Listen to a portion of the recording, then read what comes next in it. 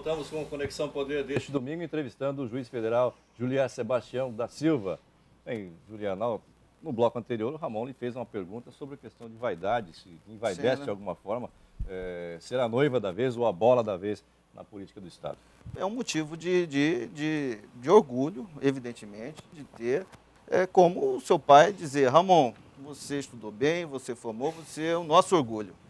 Acho que você jamais diria algo ruim, porque ninguém vai dizer, vai achar ruim, alguém falar, olha, você é bonito. Aí você vai dizer, pô, obrigado, não é isso que você fala? E é isso que você tem que dizer. Agradecer é uma das questões fundamentais que se deve ter presente quando se tem um trabalho, se tem uma pessoa, um reconhecimento público, e é assim que eu me sinto nesse aspecto. O fato do ex-procurador da República, Pedro Táxi, ter deixado a carreira para tentar o início de uma carreira política e ter conseguido se eleger ao Senado, isso de alguma forma também lhe encoraja, tem algum efeito sobre essa sua possível decisão? O importante nessa questão, Armando, é que as coisas não se repetem, as pessoas são diferentes, as histórias são diferentes, o momento histórico é diferente. Né? Então, me parece que aquilo foi um momento histórico que o Estado passou, que a população mato-grossense viveu e fez a sua escolha.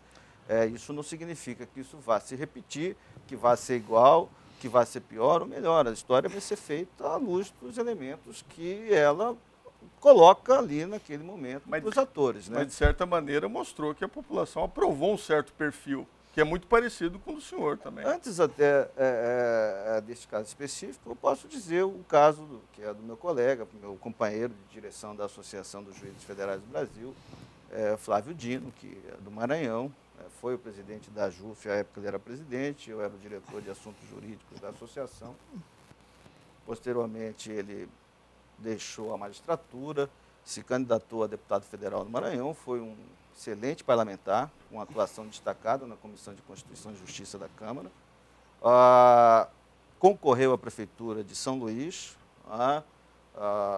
foi muito bem, disputou o segundo turno, em seguida disputou o governo do Estado com a governadora Rosiana Sarney, numa eleição muito disputada, muito presente, e hoje ocupa a presidência da Embratur e é o principal destaque das pesquisas eleitorais que se fazem no Maranhão, ou seja, uma história já um pouco mais avançada e que demonstra que a população, seja ela mato-grossense, lá no caso do Maranhão, escolheram que talvez o perfil de um magistrado ou de um membro do Ministério Público possa dar este salto institucional que os estados ou o país precisam.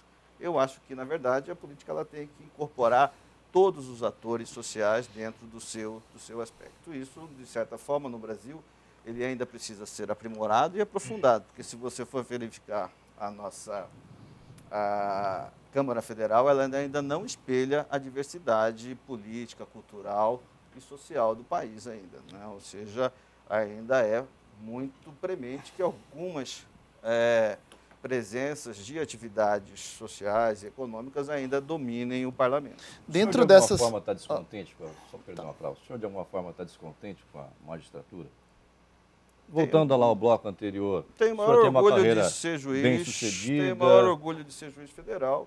Um cargo vitalício, de repente sair para encarar uma disputa eleitoral, correndo o risco de não ser eleito. Mas aí você já está pressupondo que houve a escolha, né? Não, o senhor é cotado a ser desembargador federal, que eu estou sabendo. O senhor é cotado a ser ministro do STJ ou do STF, que eu também estou sabendo. Vai jogar tudo isso para o alto, de repente? Tudo vai depender daquilo que se decidir no futuro, né? Isso é uma questão que vai ser colocada à frente, ou seja, já disse até no bloco anterior, isso é o futuro, a gente não... No máximo, você pode esperar que aconteça isso ou aquilo. O dia que você conseguir predizer o futuro, você vai ganhar muito dinheiro. Né? Não dos outros, né?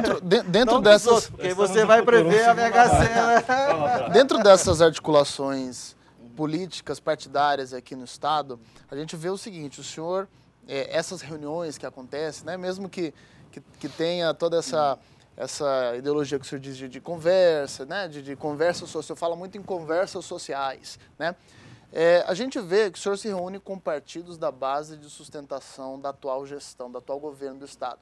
A gente vê PT, PMDB, o senhor fez uma visita ao deputado Mauro Sávio, do PR, do deputado Riva, do PSD, até porque a dita oposição já tem um pretenso pré-candidato ao governo, que é o ex-procurador Pedro Táxi, que inclusive o senhor, no passado recente, demonstrou bastante sintonia, inclusive nos bastidores comenta que o senhor foi um grande apoiador, né, dessa candidatura, dessa empreitada do senador Pedro Táxi. Isso aí já está sinalizando já um rompimento político do senhor com o senador Pedro Táxi? As amizades independem daquilo que se pense sobre futuros ou projetos políticos. Não, afinal de contas, senão a Luciana Genro e o Tarso Genro não poderiam mais ser pai e filho. Né? Então, só para ter um exemplo mais presente. Né? Então, isso não é esse o aspecto da questão. O que se coloca, e eu penso que se deve ter como foco desse debate, é o que é melhor para o Brasil, o que é melhor para o Estado de Mato Grosso. São essas duas questões que devem pontuar aquilo que o povo mato-grossense vai decidir. É isso que deve-se ter em conta. E eu, particularmente, tenho uma visão que a decisão, e aí eu não vou fazer a previsão do futuro, mas só para analisar o presente, de que acho que hoje prevalece, do ponto de vista do mato-grossense, saber como o Estado vai melhorar a sua saúde, acabar com essa história de caos na saúde, com problemas administrativos, com problemas operacionais, com problemas de gerenciamento, com problemas de ausência de Estado, e com o problema de ausência de saúde propriamente dita, ou seja, da política de saúde no cotidiano da população. Quer saber como que o Estado vai melhorar os seus índices educacionais, como as nossas crianças vão ter um desenvolvimento melhor no futuro, a partir de agora, com índices mais aceitáveis do ponto de vista comparativo com outras unidades da federação. Como que nós vamos resolver um problema gravíssimo do Estado, que é a ausência de saneamento. Cuiabá ainda é a capital e tem ainda uma parcela de saneamento. Mas o Estado como um todo, 30% ainda abaixo. Né? Ou seja, o Estado como um todo, nós vamos ter entre 70% e 80% de ausência de saneamento. Ou seja, então, e isso tudo é relacionado ao quê? Saneamento é relacionado à saúde, que é relacionado à educação. Né? E isso vai nos colocar um outro aspecto, que é a distribuição de renda. Ou seja, nós somos um Estado rico, como o André nos registrou aqui no início. E a nossa população ela é empobrecida, na sua grande parcela. Então, de como nós vamos integrar essa população hoje, sem assistência, com essas políticas públicas essenciais e cruciais para a população. E nós vamos, mas está dizendo isso assim, como é que isso se... a partir de onde que vem essa análise? Ora, vem que nós tivemos 60 dias de greve na educação. Ou seja, vem que nós tivemos, desde de décadas, acho que no mínimo, para não ir muito longe, 10, 15 anos, que nós estamos tendo problema na Secretaria de Saúde. O senhor acha que esses não problemas é desse governo A, nem do governo B? São de gestão? Não são de gestão o problema? Acho que é um problema estrutural. E é por isso que eu acho que não é um problema de A, B ou C. Ou se constrói isso de forma de política macro, de política pública, ou vamos continuar experimentando. Qual é a receita para se fazer tudo isso que o senhor está falando? Acho que você precisa ter aí 3 pernas fundamentais. Né? A primeira, precisa ter recurso. Segundo, precisa ter gerenciamento. Terceiro, tem que ter administração da população nisso. Participação popular. Ou seja, não se pode construir políticas dessa natureza de gabinetes. Você senta aqui no seu gabinete, ou senta ali no seu escritório e fala assim, vou fazer uma política de saúde. Não é assim. Né? Ou seja, eu brinco sempre, eu cito esses exemplos, porque no Estado, isso é no Brasil também, assim, os grandes administradores são aqueles que constroem pontes, estradas ou uma obra, e etc, etc. Mas isso eu digo, uma ponte você faz, você tem o projeto, você arruma o dinheiro e você arruma a capacidade de engenharia de gerenciamento da obra. Termina, você tem a ponte lá, vira cartão postal em alguns casos, em outros casos dá problema, enfim, mas você tem lá. Quando se fala desse tipo de política pública, saúde, educação, saneamento, segurança pública, distribuição de renda, você não tem esse projeto e que você vai lá no final e bate a foto da ponte. Você tem que ter mecanismos de gestão para você avaliar o início, o desenvolvimento e o resultado. Você já está falando como candidato? É impressão minha só. Não, estou falando como cidadão chapadense, Juliar Sebastião, que tem uma responsabilidade grande com esse Estado, tem uma grande contribuição a dar. O senhor acha que os políticos tradicionais que detêm o poder hoje estão tendo essa sensibilidade, essa percepção de perceber que a população não necessariamente aceita mais um modelo tradicional, até certo ponto arcaico? Quer dizer, o povo está indo para as ruas para protestar, está tendo até quebra-quebra. Isso tem que ser encarado como uma mensagem, um sinal de que algo precisa ser feito? Não é só uma mensagem, irmão. Há evidentes provas de que a agenda política mudou no país.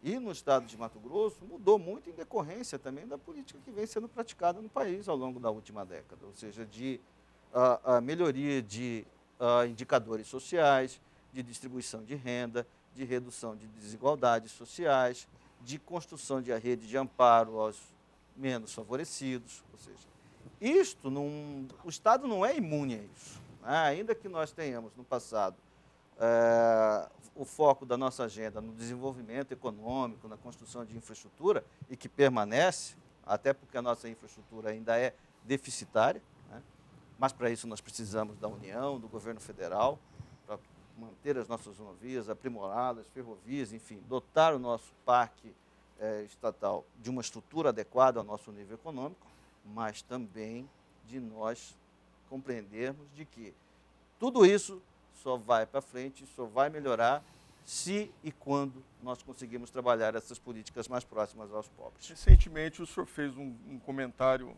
que repercutiu bastante a respeito da importância do agronegócio, uma vez o Estado consolidado nesse segmento, dar um passo além e exercer o papel que seria um papel de um irmão mais velho. Eu gostaria que o senhor falasse um pouco dessa tese do senhor.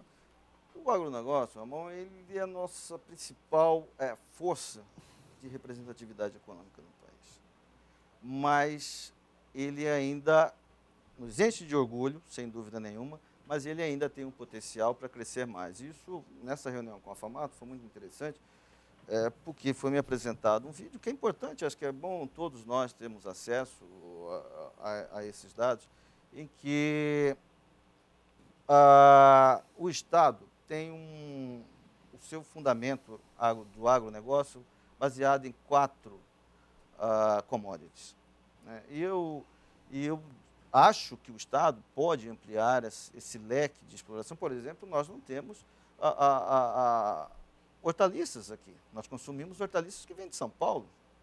Ou seja, você acha que com o nosso potencial do agronegócio, nós não conseguiríamos fornecer hortaliças e os produtos que são as commodities que são do mercado interno, arroz, feijão, para a nossa população e exportar também para o resto, para o mercado interno brasileiro, que é monumental.